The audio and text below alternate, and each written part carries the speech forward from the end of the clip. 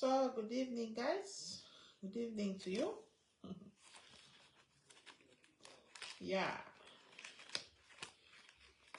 I'm back again with my topic continuation. I hope you're doing great. We are good here. Yeah, I promised that I might come back in the evening, and here I am, just before bed.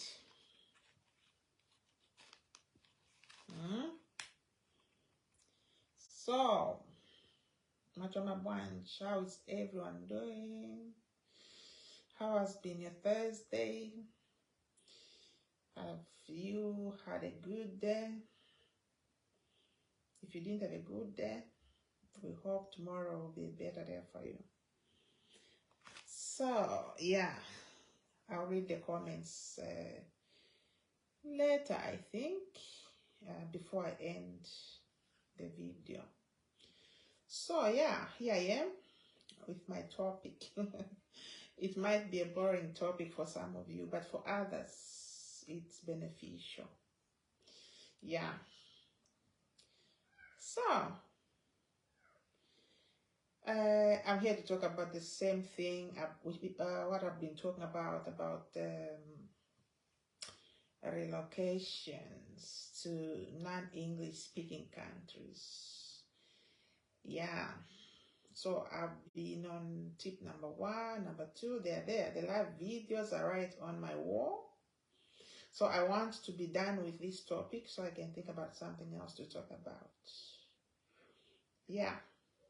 So I started with talking about before you relocate, before you even go to the country of your choice, what you should do to help you learn the new language so that when you come here, you know, it doesn't take so long for you to complete the course.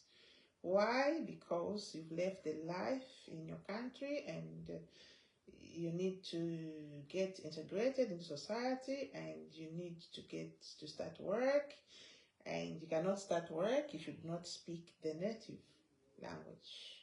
So I talked about before you come here.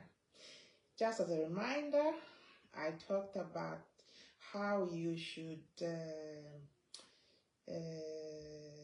look for teachers where you live. If you don't live in the capital city, then I recommended some internet app downloads which you can do to help you. If you are in the capital city, there are always teachers, because capital cities are the ones that have embassies and all that. So I recommended all those things. So yeah, those are the things I talked about, and how you should ask yourself if you a person who likes or who has interest in learning new languages, such things. So now today I want to talk about when you arrive in the country where you are destined to be. You relocate. Okay? So, without wasting much of the time, when you relocate, there are things, for example, which they require before you get enrolled in school, in language schools. I guess this is everywhere where there is language learning. They'll ask for, here in Sweden, they ask for social security number, which if you don't have, you're not going to be allowed to enroll yourself in the language school. You need to be registered, and you need that number. It's a very important number. I don't know if I can compare it to our Zambian NRC number. I don't think so. It's more, because they take the year of your birth and then they give you other digits. In fact, sometimes they don't even use names. You just give that number and it's in the computer, and everything about you will come up. So the social security number is what you need for you to be enrolled in school, in the language school, and in everything you'll be doing. So if you do not have that, they will not accept your application of starting to learn the language. That means you're going to stay home and it's going to take a long time for you to get enrolled. So the sooner you get the social security number, the better. So that's how it works. So if you've got that social security number, then it's time to enroll yourself into a language school without any delay. But what I've noticed from my own experience, we are different human beings and we have different priorities in life. Yeah, I'll be as honest as I can, giving myself and other people that I've interacted with and the people I've seen how this, has turned out to be sometimes. So we are different people, we prioritize different things in life. So for some people, when they relocate to these countries, yeah, they're excited. Change of environment can bring some emotions of leaving behind family, friends, and everything that you've been used to doing. But for some, it's a time of a lot of excitement. They are so excited that they want to see a lot of things instead of prioritizing being enrolled in school. Yeah, I've seen them with my own eyes, how they have taken so long to complete their courses. It's not just in Sweden. As long as they are in those countries where they need to learn languages, they get so carried away. When they arrive, there's so much to see. It's a different country. Yes, it's a lot of things to see. The environment is, and people are so excited and they're going and maybe they want to travel the whole country. They want to be all over the place. Or some also want to be traveling to other countries, neighboring countries. For example, here I live in Sweden. They want to go to Denmark, they want to see Norway, they want to see Germany, they want to see Netherlands, they want to go to Belgium. Oh, name them. They just want to see the whole Europe. Oh, without realizing that actually time is running out. Nothing wrong with that, but is that your priority? Yeah, we are different, as I've already said. So, I always use this word. It may sound a bit mean and rude, but it's what it is. In Zambian language, we call it chimpwena. Chimpwena. Sorry, I'm not being mean, but chimpwena, you Zambians know what this means. But if you're not a Zambian, chimpwena means, how can I even explain this? Chimpwena is like overlooking, like you are looking for things in an exaggerated manner. For example, you are doing chimpwena, maybe you have arrived and now you want to see a lot of places, within a short time, as if you are here to stay, so those things can come later. You can prioritize serious things, but maybe that's what you prefer. So that's chimpwena to me. Okay, chimpwena, in a very, very simple way of explanation, you go to the shops, the shopping mall, and there are a lot of shops with clothes and all sorts of things, especially ladies. This is more, applying to ladies. We have that chimpwena kind of mentality, I know, even myself, when I go to town, I want to do chimpwena in the shops. Even if I'm not buying, I just like that. So it's typical of us ladies, huh? So chimpwena is not bad, but how and when are you doing it? So some ladies, especially because, okay, not only ladies relocate, even, you know, men relocate, but the ones who get so much affected by doing chimpuena is us ladies. We want to go and check things and check countries, you know. So chimpuena will cost you time. We should reduce on chimpuena. Looking for things that are not even important, you know. You can do chimpuena, you know, but it's not like every day, the whole year passes, you just doing chimpuena. And worse still, especially if you have, if you're coming here for, you know, maybe marriage or relationship, if your partner is not even telling you, you know, is not encouraging you, then you are going to get lost.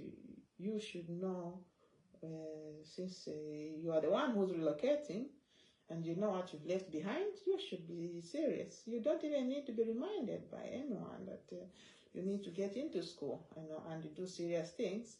It's just self-explanatory. You need to get into school, and then these other things will come later. But we are different. So what I can advise people is that you need to balance between, you know, fun and serious things. If you waste so much time, even after you've gotten the social security number, it will cost you, because these languages are not a walkover thing. You need to reach a certain level in the language learning, which is going to allow you to be like ready to be accepted, like if you need to work. It's not just like, you know, there's a level that you really need to reach for you to work. For example, if you need to study more, maybe you choose some profession, maybe you want to be a nurse, there's a certain level. In fact, they need someone with the highest level of that language. At least in Sweden, you need to speak, you need to write assignments in Swedish. You need to do everything, you need to be very advanced. So it might take a lot of time, so that chimpuena can cost you. I hope you get what I'm saying. So we should reduce on that chimpuena. We can do chimpuena another time. Chimpuena is chisila. Chimpuena will always be there. I am one of them who likes chimpuena. Sometimes manyamuka chabe, you know, but I do chimpuena with at least money, so that if I find something nice, then I buy. But mostly, I'm a person who is very disciplined with money and all that, so I don't buy things anyhow like that. So, you know, so chimpuena is not bad on its own, but it's the way one does it. So we should reduce on that time. If we can balance between chimpuena and career. You know, we are building a career that maybe we are trying to change a career from what we had before. Yeah, so we should reduce on that. So if you get the social security number, let's try to enroll in school as fast as possible. Let's not waste time. Unless you haven't gotten that social security number, that's when you can, you know, as you wait, then you can do your chimpuena in peace. But otherwise, if you've got it, get into school. Don't even waste time doing other things. And when you get into that school, some people might think, it's just language. It will come. Okay. Yeah, it will come. But if you don't put the effort, treat it as serious, the way you treat any other course that you study. Especially that if you come while you are a little bit older, it's very different. When someone comes when they're younger, it's easier to learn a language. It's proven. Younger people learn language very, very fast without any problems. It's just like that. The older you get, the more difficult it gets. So, you know, you have to treat it, you know, give it all the attention it deserves. Just learn it as if your whole life depends on it. Just treat it very, very, very seriously, because it's going to help you. It's going to help you achieve your goals as you relocate to another country where there's no English. If you cannot speak English, Swedish, or for example, I'm talking about this country, or any other language which you can learn from other parts of, Europe, for example. If you can't communicate in those languages, if you can't write, if you can't understand, if you can't speak, it's not going to work. You have to learn how to pronounce words, grammar, all those components that are found in language. It has to be, you have to communicate with the natives. So you have to give it all the attention it deserves. That's how it is. Of course, mistakes in the beginning are very, very, welcome, but you should become better. So you should give it all the, seriousness it deserves. That's what I can say. You have to grasp the grammar. You have to grasp all those things that, comprise a language.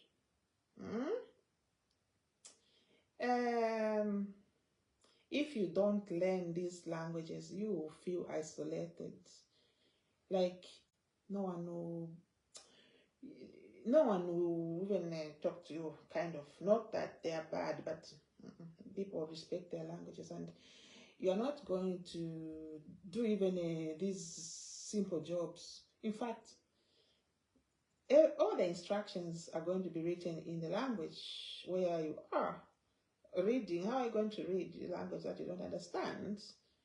You can't even do the simplest jobs there is. You can't. You need to communicate. And when I say communicate, I mean you need to understand this language. So it's very, very important. And when you get integrated into society, people accept you and they know that you can speak their language. They will embrace you, and that will be a breakthrough for you. You can achieve a lot of things if you can speak the language of the country where you're going to. So I want to break down these things so that I don't give so much information at once, because it's very easy to forget when it's too much. So today I just wanted to talk about when you arrive, and tip number 3, what you should do: reduce only chimpuena and treat the language learning seriously, and enroll in the language school as soon as you arrive. If you have the requirements, the social security number, for example, which is a requirement, don't wait. If you wait, you're going to be in the language school for many, many, many years, as if you're studying medical medicine. You're trying to become a medical doctor when you're just learning a language. People have spent a lot of time on language learning, like years. Like, come on, when are you going to work? Well, some of you would say, why am I going to be stressing on the language? Especially those getting married in these countries, they think, if you are very lucky and you don't need the language, you can take your time. It's not for everyone. People are different time. Maybe you don't need to work in future. Maybe we're different time. But if you love to work and you're a career person, I think working doesn't matter how even the richest people continue to work. Now others, when they arrive, my husband is going to provide. And so I'll take my time learning the language anyway. Well, I'll not say much about that time, but I'm talking from experience. It's nice when you're working and, you have left the family back home, right? And you're going to be asking for money all the time. You want to send money? Yeah, there are problems back home. We know, you want to help someone, and do you really need to be asking for money? I'm asking for money. There's a problem home. No, come on, work hard and have your own money so you can just send. So it's a very good tip I'm giving you, but it's not for everyone. So anyway, those are some of the tips that I wanted to share with you this evening, and I hope I was brief and to the point, and I hope you get the point of what I'm trying to say. Yeah. If you have any questions and anything, you can just write a comment. I'll be responding to your comments in a short while. Okay? So, let me say, have a pleasant evening, but I'm still here to read your comments.